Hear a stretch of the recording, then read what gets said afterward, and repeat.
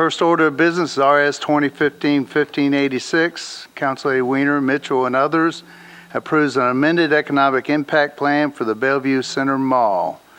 Do I have a motion? Duly seconded. Any discussion? Seeing none, all in favor? Opposed? Would you like to, you have any comment, Council Lady Weiner? I would like to have everybody mark their calendars for Saturday, August 22nd.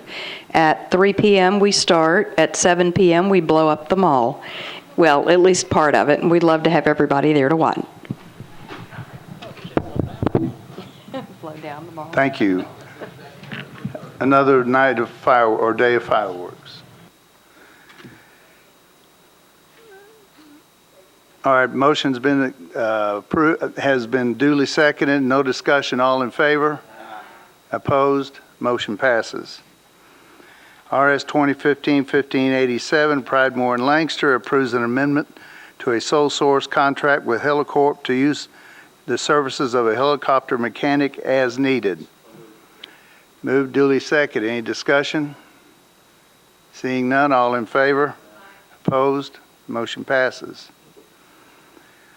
RS 2015-1588 sponsors Pridemore, Baker and Langster, approves a state grant of $225,000 to the Metro Office of Family Safety for the State Stop Violence Against Women's Grant Program.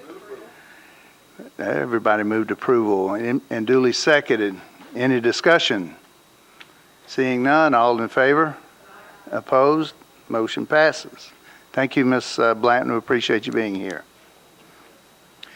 RS 2015-1589 sponsors Pridemore, Baker and Langster, approves an application for the Federal Edward Byrne Memorial Justice Assistance Grant of $471,676 to the Metro Police Department for the equipment and supplies for direct support for basic police in-service or specialized training. Approved and duly seconded. Any discussion? We have someone with police if you want to speak. If not, all in favor? Opposed? Motion passes. RS 2015-1590 sponsors Pridemore, Baker and Langster, approves an agreement between the U.S. Drug Enforcement Administration and Metro Police Department for assistance with the Middle Tennessee Drug Enforcement Task Force. And duly seconded. Any discussion? Seeing none, all in favor? Opposed? Motion passes. RS 2015-1591, Councilman Duvall, Dow, and others authorizes Director of Public Property Administration to exercise an option to purchase approximately 9.44 acres of property on Old Hickory Boulevard for use as park open space. We have a letter from Councilman Duvall, but Council Lady Dow is here. We have a motion. Duly seconded. Council Lady Dow, would you like to have any comment? This will be a welcome addition to Southeast Nashville, and we're looking forward to developing this green space and having somewhere to go. Thank you. Thank you. Any further discussion? Seeing none, all in favor? Opposed? Motion passes.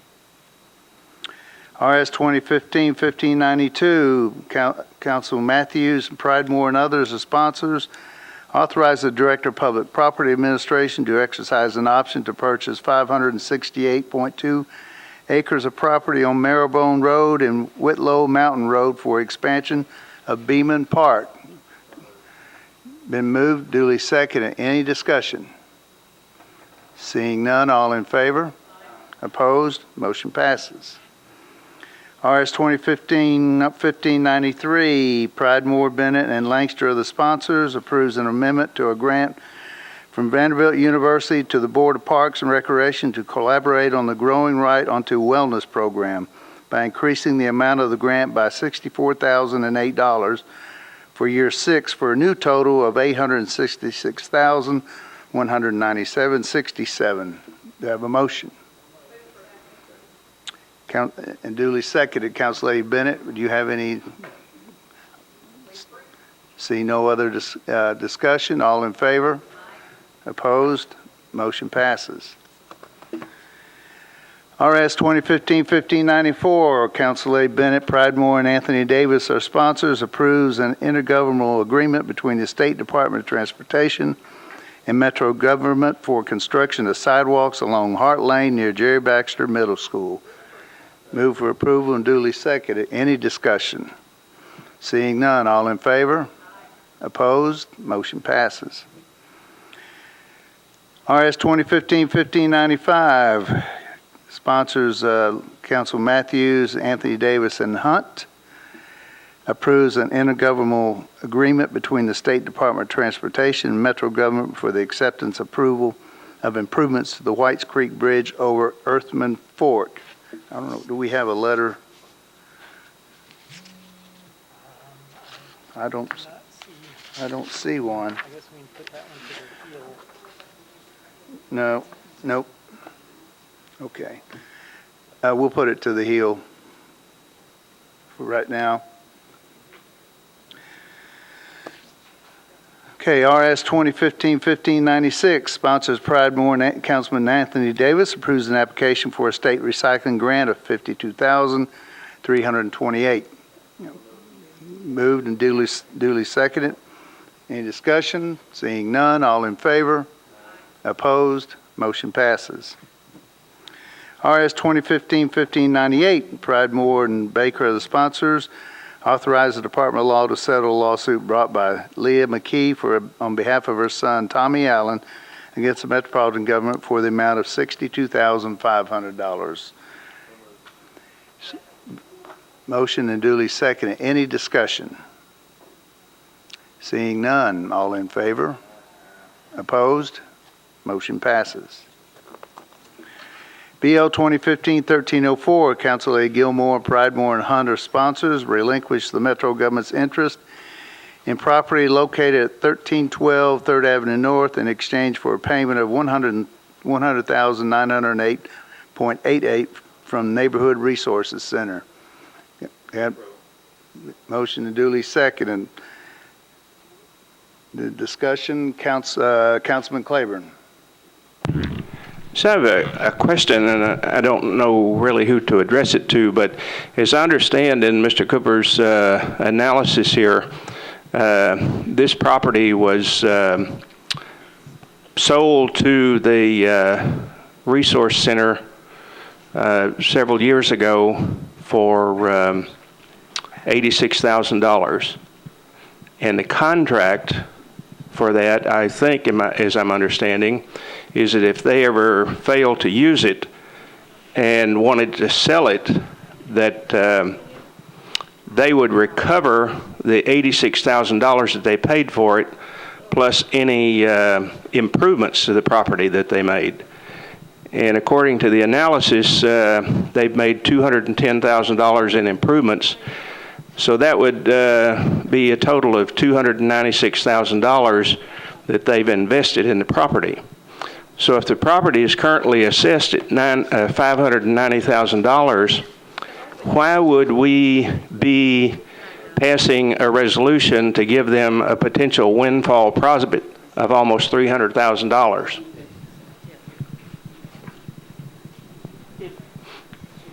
If you look at the deed for when we transferred the property, it had a formula that determined how much they would be paid in the event the reversionary interest was enacted or whatever, and it came back to Metro. So we would owe them for what how they improved the property, the improvements they made. So that's the $86,000 plus $290. And then we also would owe them for the increased equity in the property based upon their percentage and the amount that they had put in. So if you factor all that in and look at Metro's interest in that agreement or what our equity would be for them to buy out that reversionary interest, it is the $100,908. So we're essentially being made whole based upon what was contemplated at the time the property was transferred in 2007. So we're not getting the full value of the property, but that's because of the distribution of the increased equity. Right. Okay, so, but my question is, if we paid them the $290,000 and retained the property, I mean, it's valued at over almost $600,000, no. So, yeah, it's valued at almost $600,000. But we would have to pay them for their increased equity on top of what they've already put into it. Which would mean the total amount of payment would be what? It would be essentially what the difference in what we're receiving in return. I mean, basically, they're buying out our reversionary interest for the amount of interest we would have in the property if it reverted to us. I understand that, but what I'm trying to resolve in my mind is if we took the property back, which the contract says that we could do, and then sold it at some point in time for the assessed value, you know, in this particular area, I'm not, you know, with the way that building is taking place now, who knows what a potential developer would pay for this property. So why would we not look to make a profit here off of this property as surplus at some point in the future if somebody wanted to develop it? I mean, obviously they're going to do the same thing. They're going to sell it to somebody. Right. I mean, they would still be entitled to. They're going to take our $100,000. They're going to take our $100,000, and then they're going to turn around and sell it for potentially $500,000 or $600,000 or more. So why wouldn't we do that? Well, for one thing, we don't own the other two parcels on either side, which is what makes it a valuable piece of property. They do own the other two outright without any kind of reversionary interest to Metro. So selling them as three parcels together for them makes more financial sense than, makes more financial sense for them, and we're being made whole based upon that 2007 contract. Now, there's an argument that the deal that the government made in 2007, you know, maybe that was too good of a deal for us, but that's the terms, and so my reading of this is we're getting exactly what we're entitled to. But we could pay them the $290,000 and keep the property. Well, we would have to pay them for their equity in the property based upon the appreciation. So it wouldn't just be that $290,000. So how much more would that be? It would be the difference between the fair market value of $590,000 and the $100,900 that we're getting for our reversionary interest. So that, I mean, the math works out the same. We're just selling our reversionary interest. Plus, we're off the hook on maintaining the property, and it gets back on the, I mean, it's on the tax rolls for an organization that is not a nonprofit. I mean, if a developer buys the property, then it goes back on the tax rolls.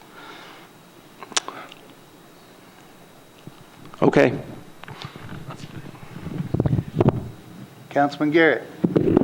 Mr. Chairman, I was just going to mark me down abstaining. John, I think tomorrow night you need to make that statement. I'm sure the councilman will probably ask you, but it probably just needs to be. I had to call you earlier, and I guess my question was, is this a fair deal? And your response, I'll let you respond to that. You felt like this was or was not a fair deal? It is a fair deal based upon the deal that was in place in 2007 when the property was sold to them. Thank you. Mr. Chairman, either you or myself, I thought maybe ought to abstain so that John could at least. It's actually not a resolution. Oh, it's on second reading, isn't it? Sorry. Thank you, sir. Council Lady Bennett. Thank you, Chair. John, correct me if I'm wrong, but if I remember right on this property and what I've read in the analysis and everything, the two additional lots that we had nothing to do with, that's pretty much all the parking, if I remember correctly. The only parking they would have would be street parking. So I'm not familiar. There may be somebody from the Neighborhood Resource Center here that can answer these. I've been on the property, and I believe that that's correct. So that would limit the value also that we would have, where they would have more value having the two lots. Step Just right wanted up, to point that sir. out. Hi, Jim Hawk, Executive Director of the Neighborhoods Resource Center. That is correct. It's parking, so you would not have parking with the lot. So that changes the value as well. Thank you. Seeing no other in queue for discussion, all in favor? Opposed? And we have one abstention. Motion passes.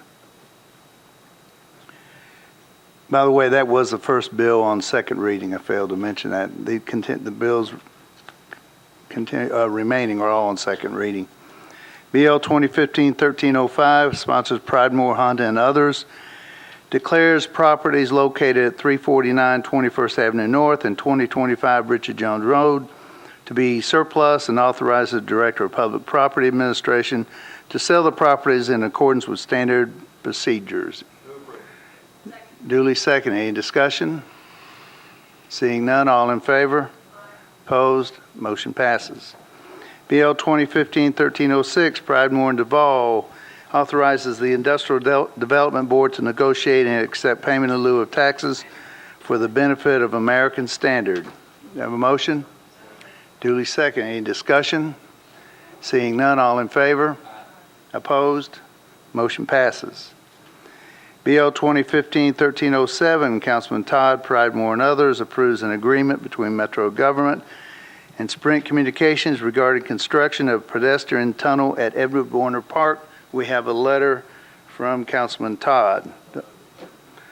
Duly seconded. Any discussion? Seeing none, all in favor? Opposed? Motion passes.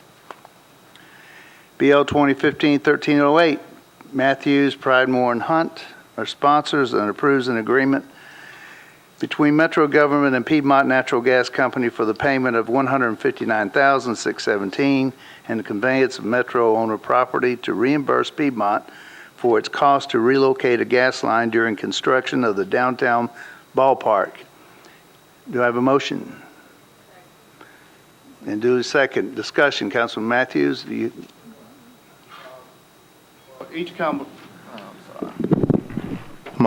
Thank you, Mr. Chair. Each council member should have received a copy of a letter that I asked Piedmont to prepare. Mr. Davison, Eddie Davison from Piedmont prepared that letter, just notifying the community of the intention of the property that they will be obtaining. I did have several concerns from constituents in the Bordeaux area about what Piedmont will use that property for, and they're only going to use this property to create more of a buffer around their existing plant that's located off County Hospital Road. So this will make the plant safer, secure, and will benefit the community. So I urge you to approve this. Thank you. Any further discussion? Seeing Councilman Tiger. I would like to ask someone from the administration, since this is related to the cost overruns of the ballpark, to give us an idea of exactly how the cost overruns occurred and how those funds were made up. This is one of the factors, I believe, in why the stadium overrun occurred. Okay, stand by. Okay. This is a real treasure and a treat here, too. Yeah, this one and one more in August. I'll get you all the information. There's been some public information about some of the overruns when we originally constructed the baseball stadium. Some of that's been in the public domain. This one is cleaning up sort of one of those issues as well. So if you want an overview of the overall sort of financial costs and budget associated with the ballpark, I'm happy to get that for you. I just don't have it with me today. And the finance director's not here, and he knows a little bit more about that. Sure. I guess my first question is, when you decide to purchase a piece of land or to use a piece of land like we did, transferring with the state and whatnot, if I'm in a private development or if I'm going to build a home or a building for my use, I'm going to take out a policy to cover unrecognized utility lines and other factors there. But it's my understanding Metro chose not to do that. I don't know how accurate that is. What I would say to you is, in this particular case, is that particular part of town had really had no infrastructure development in a very, very long time. In addition to that, on this particular site, it had been sort of a construction debris dump at one point. The old Maxwell House Hotel, when it burned, that's where they dumped everything. So when you go look at a project like this and you do all the environmental and the technical evaluations of that particular site, you look at that particular site. And in this case, we were able to sort of expand some additional infrastructure, predicting future growth in that area, which, as you'll remember, helps pay for the baseball stadium. Right. And we incurred some additional costs associated with sort of expanding that infrastructure base, all around. Okay, but the fact that there was a natural gas line there that apparently surprised everyone. I don't know the details on the natural gas line, but I'll try to get them If you could get that. Okay. And my point was, those of us who had concerns about the stadium, I have voted for a lot of big ticket items in 20 years. I remember standing back in the corner there in the 35th district seat and arguing why a property tax increase on our citizens was a good thing to build a downtown arena.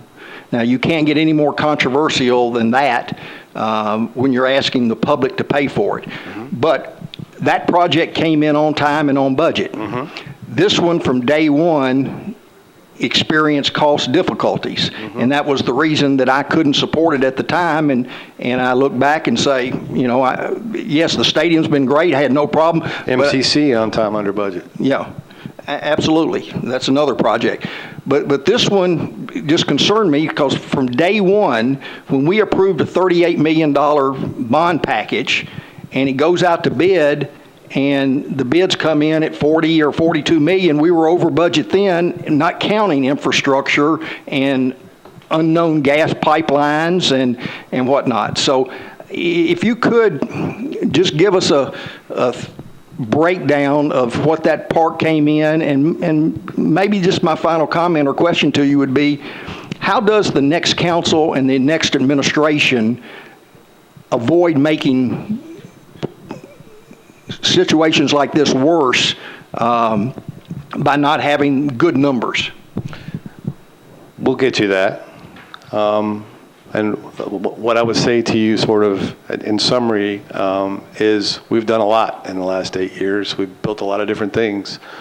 This is an aberration and had a lot of moving parts and was complicated and had some parties involved in that, i.e. the state, and a swap of land with the state, and a parking garage that we don't control the construction of, and those kinds of things that made it complicated. And one of those, again, I'll say that in this particular case, a big part of that was the infrastructure in that area was so old and so antiquated that there were a lot of challenges. So I'll just leave it at that. Okay, thank you. Councilman Garrett. Mr. Chairman, I just thought for those council members that may be coming back, I was confirming this with Councilman Matthews when we was here. I think this piece of property, correct me if I'm wrong, butts up to the old indigent cemetery. That's what he thinks. Is that right? But because it goes, is that where it does? The Piedmont is a cemetery. It's outside of that. It's outside of that. Is it outside that? Right. Does that property does not? We're looking for land to. The land that's right next to the old cemetery there, is this the land we're talking about? At Bordeaux. At Bordeaux? I guess, we're looking for land for the cemetery because right now the social services is having to spend money to bury indigent, and that cemetery has been filled for a few years. Yeah, the cemetery will remain under ownership by Metro.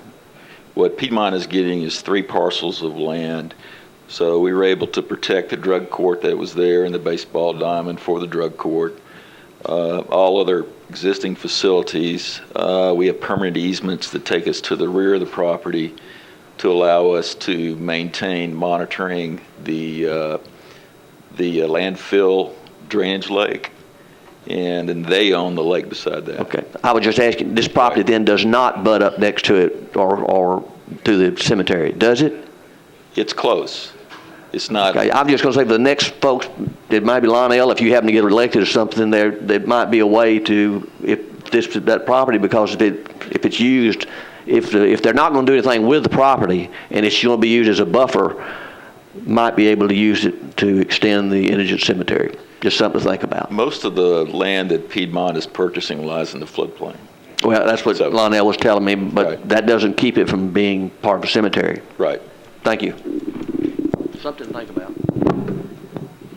Council Lady Lancaster. Thank you, Mr. Chair.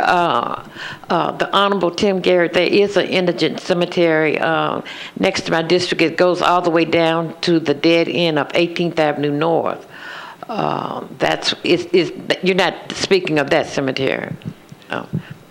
Would you pick up your mic? I didn't hear your response. Thank you. They don't use it anymore. I don't think so. I just went to a funeral there last year. Your question answered, Council Lady Lancaster? Yeah, thank you. Okay. We'll go. Seeing no others in the queue, no further discussion. All in favor? Aye. Opposed? Motion passes. BL 2015-1309, Council Lady Moore, Pridemore, and others, sponsors.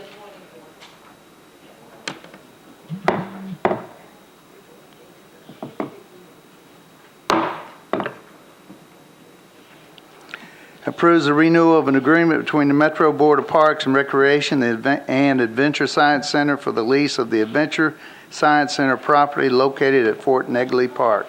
Council, we have a motion? Duly second. Council Lady Moore. Could I just have Mr. Lynch just to come and just explain that fully to the viewing audience for me, please? That's all. And then we can move on. Director Lynch. Well, there was an original agreement already in effect for, I think, 50 years, and then it started, I want to go about 50 years ago, 1967. And this would extend it, and Adventure Science Center, I think it was once called the Children's Museum or something like that, and it's been on the property of Fort Negley the entire time. And this is a renewal of that lease that had been there for the last since 1967.